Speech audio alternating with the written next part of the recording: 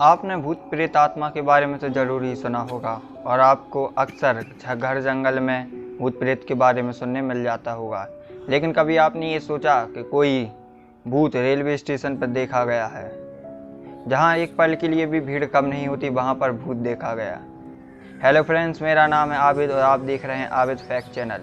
इस वीडियो में मैं आपको कुछ ऐसी इंटरेस्टिंग कहानी बताऊंगा, तो बने रहें इस चैनल पर। ये कहानी है वेस्ट बंगाल में स्थित बैगनकोडार गांव की। साल 1965 बैगनकोडार के लोगों को कहीं आने जाने के लिए गांव से करीब 30-40 किलोमीटर दूर दूसरे रेलवे स्टेशन पर जाना पड़ता था। गांव वालों की इस समस्या को देखते हुए रेलवे प्रशासन ने बैगनकोडार गांव में रेलवे स्टेशन बनवा दिया और इससे गांव वालों की बहुत सी समस्या दूर हो गई। लेकिन रेलवे स्टेशन बनने के बाद कुछ साल बाद रेलवे स्टेशन पर एक लड़की की दुर्घटना में मौत हो गई। साल 1967 में जब इस रेलवे स्टेशन पर मोहन नाम के रेलवे मास्टर को नियुक्त किया गया तो उसके साथ कुछ ऐसी अजीब घटना घटी जिसको देखकर वह आश्चर्य में पड़ गया। मोहन ने एक दिन देखा एक लड़की ट्रेन को पकड़ने के लिए ट्रेन के साथ भाग रही है। हालांकि मोहन ने इस बात को अनदेखा कर दिया, लेकिन फिर अगले दिन वही लड़की ट्रेन को पकड़ने के लिए ट्रेन के साथ भाग रही है और वह इतनी तेज भाग रही है कि वह ट्रेन से आगे निकल गई और वह ट्रेन के आगे भागने लगी। मोहन ये समझ गया कि ये लड़की कोई साधारण लड़की नहीं है। ट्रेन में सफ़र करने वाले लोगों ने भी कहा उन्होंने भी कुछ ऐसा ही देखा है। यहाँ तक कि ये भी कहा जाता है कि इस लड़की को रेलवे स्टेशन पर नाचते हुए भी देखा गया है। मोहन इस बात से डर के वह अपने गांव चला गया, लेकिन गांव जाने के पहले उसने ये कहानी गांव वालों को बताई। मोहन जैसे ही अपने गांव गया, गांव जाके उसकी मौत हो गई और ये बात गांव में आग की तरह फैल गई।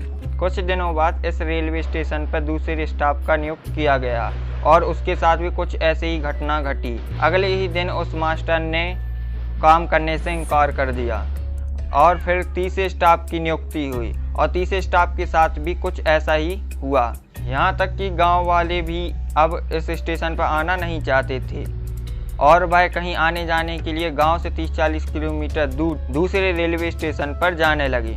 अब उस स्टेशन पर ना तो कोई काम करना चाहता था और ना कोई जाना चाहता था। इस स्थिति को देखते हुए रेलवे प्रशासन ने 1968 में इस स्टेशन को बंद कर दिया गया।